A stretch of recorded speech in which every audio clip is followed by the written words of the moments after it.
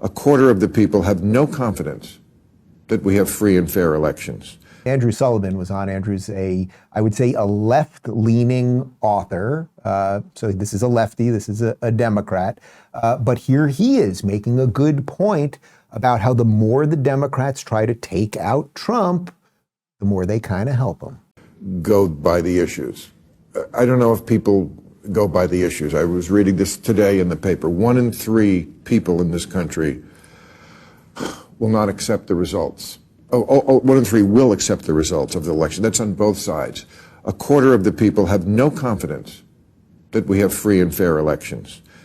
Biden voters, 1 in 3, not confident. Of course, 70% of Trump voters will only accept a Trump victory. 46% of Biden voters will only view his victory as legitimate. Why even have an election? I mean, given numbers like this, you really think it's about issues? It's not. It is why you have an election. The only way a country that's divided can ever resolve its questions is to have an election with the candidates that both parties support, with no constraints, and have us actually decide who's going to be president. That's why we do it. That's what a democracy is. There's no way around that. There's no legal suit to kind of get rid of that. And the attempt to disqualify him somehow on a technicality just smacks of fear. It's a little more than a technicality.